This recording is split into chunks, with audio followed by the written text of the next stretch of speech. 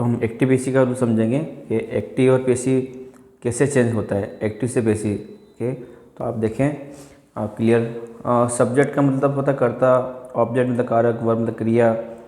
Rules of change from active to passive. Okay, passive voice English में भी निकाला तो हिंदी में भी बोल देता हूँ मैं आपको कि एक्टिव वाक्य के कर्ता को पेसिव वाक्य में कारक में बदल दिया जाता है। ओके, फर्स्ट रूल तो ये। सेकंड रूल ये आएगा कि एक्टिव वाक्य के कारक को पेसिव वाक्य में कर्ता के रूप में बदल दिया जाता है। ओके, एक थोड़ा शॉर्ट मेथड में आपको समझाता हूँ, ये डायग्राम से अच्छा समझ में आएगा आपको। डायग्राम से, ये डायग्राम देखें आप कि ये एक्टिव, जैसे कि एक बेसिक रूल समझ लें हम कि सब्जेक्ट हो गया, वर्ब हो गया, ऑब्जेक्ट हो गया।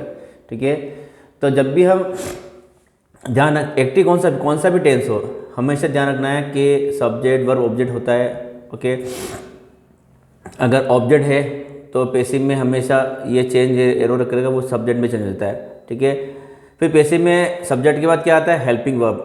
Helping verb is am are हो सकती है, वॉज वर, शैल बी और विल बी। ये रूल समझा रहा हूँ मैं आपको, बेसिक रूल, शॉर्ट मेथड जो जल्दी समझ में आएगा।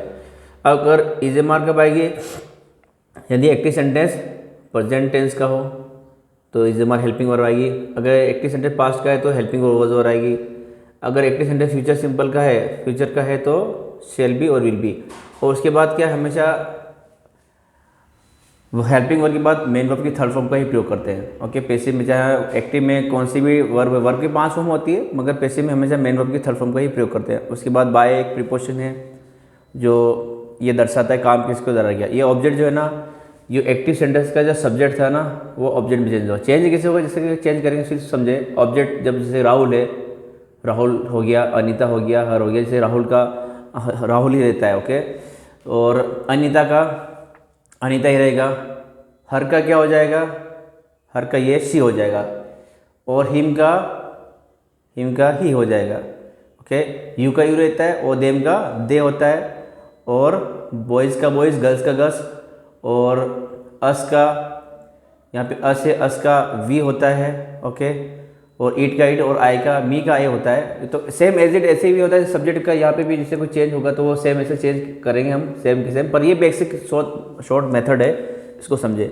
और नेक्स्ट थर्ड रूल है कि थोड़ा डिटेल में मैंने बोला, वही पेसिव वाक्य के कर्ता को प्रयोग के बाद सहायक क्रिया का, वो जैसे कि मैंने समझाया आपको, सहायक क्रिया का प्रयोग किया जाता है। और फिर मुख्य क्रिया की थर्ड फॉर्म के बाद संबंधवाचक शब्द बाय का प्रयोग, फिर ऑब्जेक्ट का प्रयोग करते हैं। ठीक है, अब ये एक रूल है, रूल नंबर 4। रूल नंबर 4 में क्या है, पेसिव वाक्य में सहायक क्रिया प्रयोग की जाती है कर्ता के तुरंत बाद। वह सहायक क्रिया, जैसा कि मैंने भी समझाया भी है, प्रेजेंट टेंस, पास्ट टेंस या फ्यूचर टेंस की होनी चाहिए। यह निर्भर करता है एक्टिव वाक्य पर। ओके, ये रूल है। ये डायग्राम को अच्छे से आप समझे तो आपको अच्छा समझ में आएगा शॉर्ट में जल्दी। ये रूल को डिटेल में, ये सारा आपको मैंने बताया डिटेल का। इससे पहले रूल भी बताया एक्टिव कैसे पेसिव कैसे बनता है।